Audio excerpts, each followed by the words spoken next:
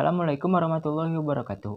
Perkenalkan, nama saya Jenderal Indonesia dari kelas 10 Broadcasting 2. Pada kali ini, saya akan menjelaskan tentang mitigasi bencana banjir.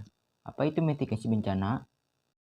Mitigasi bencana adalah serangkaian upaya untuk mengurangi resiko bencana, baik melalui pembangunan fisik maupun penyadaran dan peningkatan kemampuan menghadapi ancaman bencana. Banjir merupakan peristiwa ketika air menggenangi suatu wilayah yang biasanya tidak tergenangi air dalam jangka waktu tertentu. Banjir biasanya terjadi karena curah hujan turun terus-menerus dan mengakibatkan meluapnya air sungai, danau, dan drainase. Selain disebabkan faktor alami, yaitu curah hujan yang tinggi, banjir juga terjadi karena ulah manusia.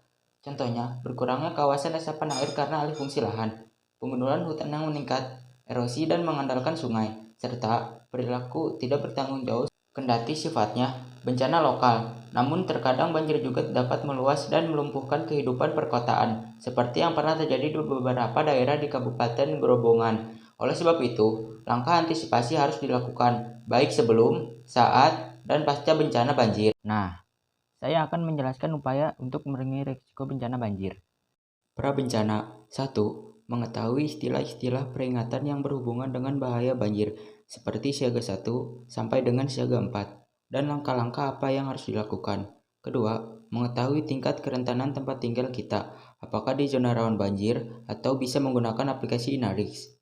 Ketiga, mengetahui cara-cara untuk melindungi rumah kita dari banjir. Keempat, mengetahui saluran dan jalur yang sering dilalui air banjir dan apa dampak untuk rumah kita. Kelima, melakukan persiapan untuk evakuasi, termasuk memahami rute evakuasi dan daerah yang lebih tinggi. Saat bencana, 1. Apabila banjir akan terjadi di wilayah Anda, maka simaklah informasi dari berbagai media mengenai informasi banjir yang meningkatkan kesiapsiagaan. Kedua, apabila terjadi banjir, segeralah evakuasi ke tempat yang lebih tinggi. Ketiga, waspada terhadap arus bawah, saluran air, kubungan, dan tempat-tempat lain yang tergenang air. Keempat, ketahui resiko banjir dan banjir bandang di tempat Anda. Misalnya banjir bandang dapat terjadi di tempat Anda dengan atau tanpa peringatan pada saat hujan biasa atau deras. Kelima, apabila Anda harus bersiap untuk evakuasi, amankan rumah Anda. Apabila masih tersedia waktu, tempatkan perabot di luar rumah atau di tempat yang aman dari banjir. Barang yang lebih berharga diletakkan pada bagian yang lebih tinggi di dalam rumah. Pasca bencana. 1. Hindari air banjir karena kemungkinan kontaminasi zat-zat yang berbahaya dan ancaman kesetrum. Kedua, waspada dengan instalasi listrik.